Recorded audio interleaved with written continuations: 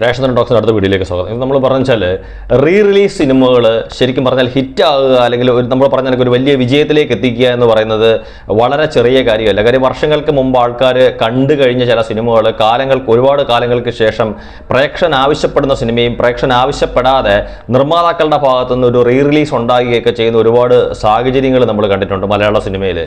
അങ്ങനെ നമ്മൾ നോക്കുമ്പോഴത്തേക്ക് എനിക്ക് തോന്നുന്നു സ്ഫടികമാണെങ്കിലും മണിച്ചിത്രത്താഴാണെങ്കിലും അല്ലെങ്കിൽ ദേവദൂതൻ ആണെങ്കിലും ഇപ്പോൾ താണ്ട ചോട്ടാ മുംബൈ ആണെങ്കിലും തീർച്ചയായിട്ടും ലാലേട്ടൻ്റെ സിനിമകളുടെ റീ റിലീസ് വലിയ രീതിയിലേക്കുള്ള ഒരു വിജയമാണ് നമുക്ക് പലപ്പോഴും കാണാൻ സാധിക്കുന്നത്. ഇപ്പം മമ്മൂക്കയോ ലാലേട്ടനോ എന്നുള്ള ഒരു സ്നേഹമോ ഇഷ്ടമോ എന്നുള്ളതല്ല. ഞാൻ പല വീഡിയോകളിൽ പറഞ്ഞിട്ടുണ്ട്. ഇപ്പോഴും എനിക്ക് തുറന്നു പറയാൻ യാതൊരു ബുദ്ധിമുട്ടുമില്ല. ഞാനൊരു കടുത്ത മമ്മൂക്ക ആരാധകൻ തന്നെയാണ്. പക്ഷേ നമ്മൾ പറഞ്ഞ കണക്ക് വിജയം അല്ലെങ്കിൽ ഈ പറഞ്ഞ കണക്ക് ഒരു അംഗീകാരം എന്ന് പറയുന്നത് എല്ലാവരും അംഗീകരിക്കേണ്ടതായിട്ടുള്ള ഒരു വസ്തുത തന്നെയാണ്, അതൊരു കാര്യം തന്നെയാണ്. ആ രീതിക്ക് നമ്മൾ നോക്കുന്ന സമയത്ത് ഇപ്പോൾ ചോട്ടാ മുംബൈ പോലെ ഒരു സിനിമ, അതായത് ഒരുപാട് വർഷങ്ങൾക്ക് മുമ്പ് റിലീസ് ചെയ്ത ഒരു സിനിമ വീണ്ടും ഒരു റീ റിലീസുമായിട്ട് വരുന്ന സമയത്ത്, അതായത് ഇപ്പം മമ്മൂക്കയുടെ ഉൾപ്പെടെയുള്ള മറ്റാരുടെയും റീ റിലീസ് സിനിമകൾക്ക് പ്രേക്ഷകരുടെ ഇടയിൽ കാര്യമായിട്ടുള്ള സ്വാധീനം ഉണ്ടാക്കാൻ പറ്റാതെ പോകുന്ന ഒരു സാഹചര്യത്തിൽ അതിനേത് സിനിമയാണെങ്കിലും ശരി, ഇപ്പം മമ്മൂക്കയുടെ സിനിമകളുടെ കൂട്ടത്തിൽ റീ റിലീസുകളിൽ ഞാൻ അന്നും ഇന്നും എപ്പോഴും ഉറച്ചു വിശ്വസിക്കുന്നത് വിജയമായിട്ടുള്ള വടക്കൻ വീരകഥ നല്ല രീതിയിലുള്ള ഒരു വിജയം തന്നെയാണ്. ഇന്നും ഞാനത് അങ്ങനെ തന്നെയാണ് പറയുന്നത്. അതിനകത്ത് യാതൊരുവിധ മാറ്റങ്ങളുമില്ല. അത് ഒഴിച്ചു കഴിഞ്ഞാൽ മമ്മൂക്കയുടെ സിനിമയുടെ റീ റിലീസ് പ്രേക്ഷകൻ ആവശ്യപ്പെടാതെ തന്നെ നിർമ്മാതാവിൻ്റെ ഭാഗത്തുനിന്ന് ഉണ്ടായിട്ടുള്ള ഒരുപാട് റീ റിലീസുകൾ വേണ്ടുന്ന രീതിയിൽ വീണ്ടും ശ്രദ്ധിക്കപ്പെടാതെ പോയിട്ടുണ്ട്. ആ ഒരു സാഹചര്യത്തിൽ ഇപ്പോൾ ലാലേട്ടനെ സംബന്ധിച്ചിടത്തോളം എനിക്ക് തോന്നി ഇപ്പം ദേവദൂതൻ പ്രേക്ഷകർ ആവശ്യപ്പെട്ട് റീ റിലീസ് ചെയ്തതാണ്. അതുപോലെ ഒരു പരിധി വരെ സ്ഫടികവും അങ്ങനെയാണ്. പക്ഷേ മണിച്ചിത്രത്താഴ് എന്ന് പറയുന്ന സിനിമയോ അല്ലെങ്കിൽ ഇപ്പോൾ ഇറങ്ങിയിരിക്കുന്ന ചോട്ടാ മുംബൈ എന്ന് പറയുന്ന സിനിമയൊക്കെ ഒരു കാരണവശാലും പ്രേക്ഷകൻ്റെ ഇഷ്ടത്തിന് പുറത്തല്ല. അത്തരത്തിലുള്ള സിനിമകൾ ഒരു റീ റിലീസിൻ്റെ ഘട്ടത്തിൽ റീ റിലീസിന് തയ്യാറായി ാണ് ഒട്ടുമിക്ക പ്രേക്ഷകരും അറിയുന്നത് അത്തരത്തിലുള്ള സിനിമകൾ റീ റിലീസിന് വരുന്നു എന്നുള്ളത്.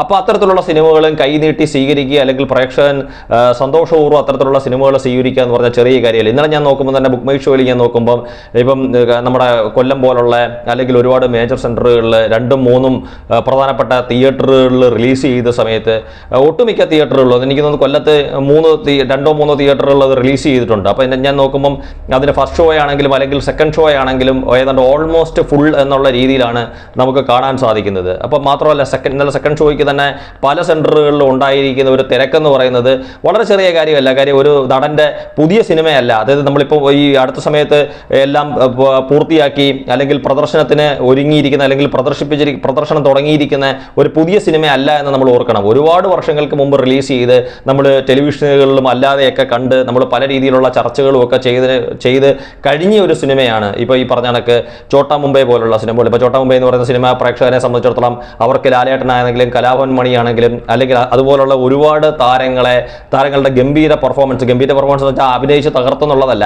അവർക്ക് കിട്ടിയിരിക്കുന്ന റോളുകൾ ഏറ്റവും സ്റ്റൈലായിട്ട് അല്ലെങ്കിൽ പ്രേക്ഷകനോട് ഇഷ്ടപ്പെടുന്ന രീതിയിൽ പ്രേക്ഷകൻ അത്തരത്തിലുള്ള സിനിമ അവരുടെ കഥാപാത്രങ്ങളുടെ പേരുകൾ മറന്നുപോകാത്ത രീതിയിൽ അവർ ഈ പറഞ്ഞ കണക്ക് അത്ര എഴുതി ഉണ്ടാക്കിയിരിക്കുന്ന കഥാപാത്രങ്ങളെ കാലങ്ങൾക്ക് ശേഷം പോലും ഈ വലിയൊരു വിജയത്തിലേക്ക് എത്തിക്കുന്ന രീതിയിൽ അവരുടെ വർഷങ്ങൾക്ക് മുമ്പ് ഒരു കാഴ്ച വച്ചിരിക്കുന്ന പെർഫോമൻസ് എന്ന് പറയുന്നത് നമ്മൾ എടുത്തു പറയത്തക്ക രീതിയിലുള്ള കാര്യമാണ്, അല്ലെങ്കിൽ എടുത്തു പറയേണ്ടുന്ന കാര്യമാണ്.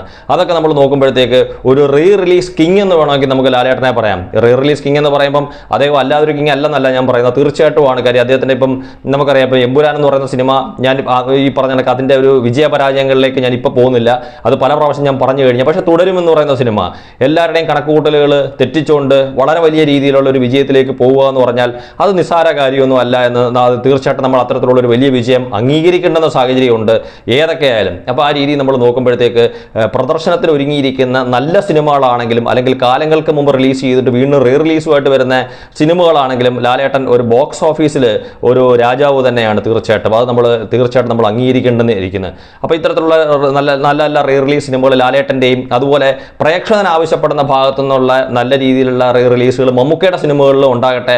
കാര്യം മമ്മൂക്കയുടെ സിനിമകളിൽ ഒരുപാട് റീ റിലീസുകൾ കാണാൻ എനിക്കും ആഗ്രഹമുണ്ട്. ഇപ്പോൾ ഒരു വടക്കൻ വീരകഥ പോലുള്ള കുറേ സിനിമകൾ ഞാൻ കാണാൻ കാത്തിരിക്കുന്ന ഒരുപാട് സിനിമകളുണ്ട്. ഇപ്പം ആ കൂട്ടത്തിൽ സംഘം എന്ന് പറയുന്ന സിനിമ എനിക്ക് ഒരുപാട് ഇഷ്ടം. പക്ഷേ അത് എത്ര പ്രേക്ഷകർ ഈ കാലത്ത് സ്വീകരിക്കുമെന്ന് എനിക്കറിയില്ല. പക്ഷേ അത്തരത്തിലുള്ള സിനിമകളുടെ ഒരു റീ റിലീസ് കാര്യം എനിക്ക് തോന്നുന്നൊരു നായകനും അവരുടെ കൂടെ ഒരു 4 പേരും നായകൻ്റെ കൂടെ ഒരു 4 പേരും മുകേഷും ഗണേഷും ജഗദീഷും അപ്പഹാജിയൊക്കെ ചേർന്നിട്ടുള്ള അപ്പോൾ അത്തരത്തിലുള്ള സിനിമകളുടെ ഒരു റീ റിലീസുകൾ എനിക്കും വളരെ കാണണമെന്ന് ഒരുപാട് ആഗ്രഹമുണ്ട്. അത്തരത്തിലുള്ള സിനിമകൾ മമ്മൂക്കയുടെ ഭാഗത്തുനിന്നും അത്തരത്തിലുള്ള നല്ല സിനിമകളുടെ റീ റിലീസുകൾ ഉണ്ടാവട്ടെ.